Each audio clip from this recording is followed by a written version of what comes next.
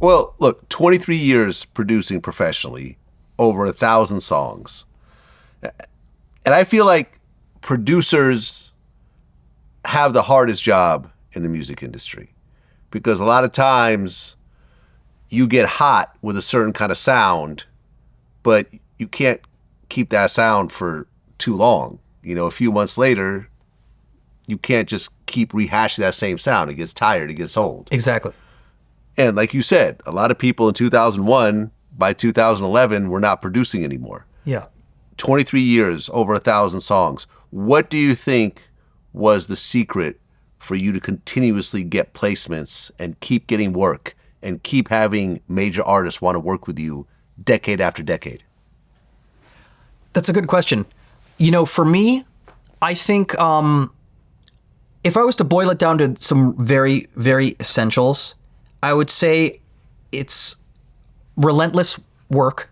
And it's not work to me because I feel that it's why I was put on this earth. So when I say the word work, that's not even exactly accurate, but I would say I just, never stopped, just making beat after beat after beat. It's a numbers game. It's like a basketball player, like practicing free throws. You just keep doing it. You just keep doing it. And obviously there's been ups and downs through that. So it's, relentless fire and work ethic.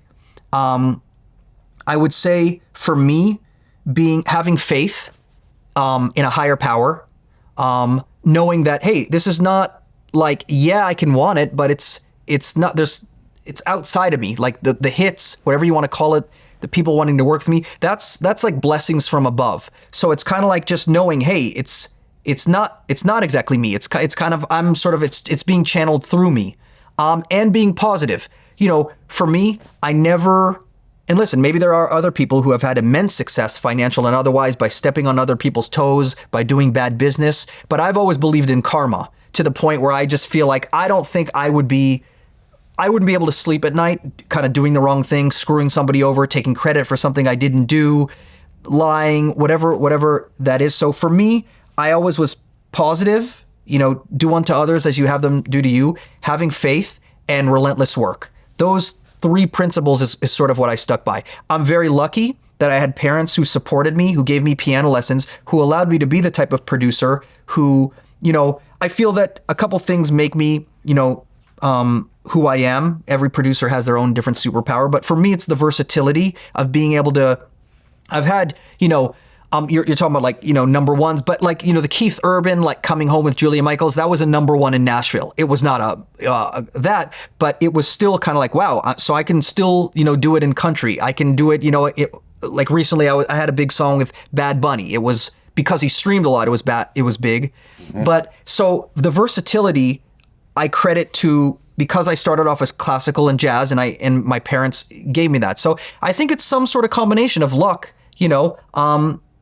and being able to, I can sit with a lot of different kinds of artists. I could sit with Gwen Stefani and go on this like trip of like these kind of refs. I could sit, not that I have, but I could sit with an Adele and we could do a whole piano album, as you can see. Or I can sit with the most, hood of rappers. Like I've been, like I love like Florida rap. I love like Boss Man D-Lo and El Snapo and all these people. And I still, for me, like if I have a passion for the artist or the music, I can listen to the sonics, I can listen to the style, and I can be like, okay, let me play in your world. Let me try to do the JR version of it. Let me not copy the exact same beat that you had from somebody else.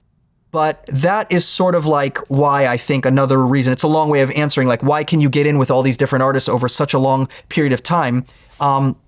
Because I think when you understand the basics, the fundamentals of music, like classical and jazz, you can start being like, I never wanted to be the flavor of the moment. I never wanted to be defined by, oh, that's that J.R. Rotem snare. It sounds outdated now. Yeah.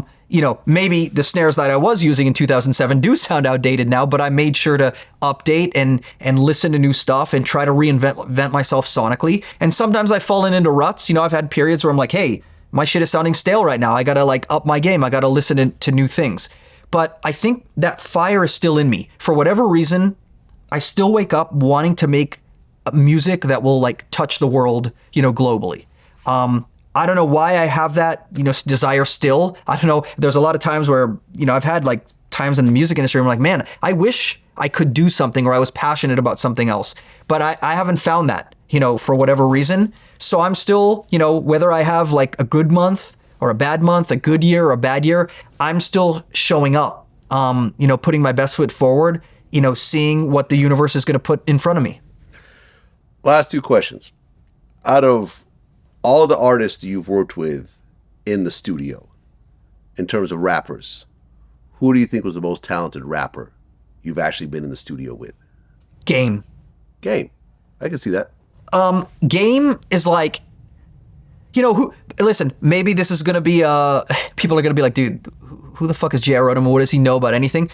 To me, like, Game is doper than Kendrick to me, if you want to talk about West Coast rap. Okay. His lyrical ability and some of my favorite songs that I've done in my career, they weren't hits, but if you go back to The Doctor's Advocate and L.A.X. Files, and I had a bunch of amazing songs with Game, and man, like, he was one of my favorite rappers of all time. He has that he's incredibly lyrical. B, I don't know about you, what kind of flows you like. He's satisfying. Like Biggie. Biggie had these satisfying flows. It's just, there's something about it. It's not like overly complicated. He's very lyrical. Game always had that to me, where he's super lyrical. He did a freestyle on like L.A.X. one of those things where he was rapping on when he first came out, and he did his Joe Budden's diss or whatever that was, that 100 bars and running over the 187 beat. One of my favorite freestyles of all time. So I could go on and on, but in my opinion, I don't think Game gets the credit that he deserves, like lyrically, and just like, just in general. I mean, he's in my top rappers of all time, and it's not just because I work with him, but I personally found myself most inspired when I was in the studio with him, and then when I heard like the stuff he was doing over my beats. I mean, that was like, I don't listen to any of my music. I really don't like to. I don't go back and listen to it ever. The only things I might listen to every now and then is some of the stuff I did with Game. Yeah, and I've told him this just directly. Just like, I just think he's so dope. Like listen, I guess maybe it's arrogant or presumptuous to say who's the best rapper. You could just say who's your favorite rapper. And for me, Game, from the moment like I heard his stuff, and I was there when like he's first working on Dr. Dre's like album, and I just remember he also had this like crazy star power. I mean, I just think who knows, you might know like listen, like my first video project was with Game. Really? The first time I picked up a video camera was a mixtape and DVD that I did with Game and New Jersey Devil, who was part of his crew. Yeah. And that was my introduction to what ultimately became my career.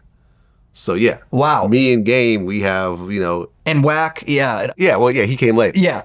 But obviously he was there, yeah. So I was there before Whack, yeah. So that's what I'm saying. This was the this first in the Bay album. or down here? No, this was L.A. before his first album came out. Like, he was working on the documentary. Yeah. And it was coming out as I was hanging out with him. So yeah, I got to see the whole thing in the very beginning. Wow. I was supposed to be with him the day the shootout happened in front of Hot 97. Really? But I just didn't go that day, yeah. Wow. But the day before I was with him. So it was crazy. So would you say, I mean, listen, you have your own opinion, but do you feel me on why I say something like that? It's not outlandish. No, it's not outlandish at all. I mean, the Game has always been a great lyricist, has always been a great battle rapper, has always been a great, diss song rapper, could rap for, hundreds of bars, has always taken the craft seriously, has had timeless, great songs, great albums, great bodies of work. And, listen, it's Kendrick's time right now. So a lot of people are forgetting about the Games and the Snoops and the Ice Cubes because that's an older generation. But it's an older generation, but I wish that but during his time, he went up against 50 Cent and G-Unit and held his own, which was very hard to do during that time. For sure. As big as 50 was. Yeah. And I have songs with 50 and I'm a huge, 50 Cent was amazing, like superstar. So it's not even about choosing sides, but you're asking me, like who did you just feel like was super talented in the studio? And for me, I don't know. His bars just really satisfy me. They're clever. His flow is dope. His voice yeah, I don't know. Game has always done it for me on the rap side. Okay, so Game is the most talented rapper you've ever been in the studio with. Who's the most talented singer? Well, let me say this: I have been in the studio with Eminem when I was with Denon. Oh, and if you're saying, okay, who's talent in rap, you know, to me, and listen, the top producer of all time. If Dr. Dre says Eminem is the coldest one to touch a microphone, like it's not a racial thing here. Right. It's just like, let's just call it what it is. Okay, Eminem has got to be up there in terms of like talented rappers. Is he as cultural and you could argue that, but talent, Eminem is an I don't use the word genius, like too lightly, but he actually is a musical genius. I mean, with what he's doing with the English language, or the way he's rhyming stuff, he's a genius. So but Game, as far as Game's up there. But you didn't actually produce any Eminem raps. I didn't produce any Eminem songs. I produced D12 stuff. Right. Which Eminem is on. But okay, so technically you did produce Eminem. So I did. I was in the studio. He was there in the studio, during the, kind of my early days. So you said, who have you been? I've been in the studio with him. I didn't produce an Eminem song on his album, but I was in the studio and he was very talented.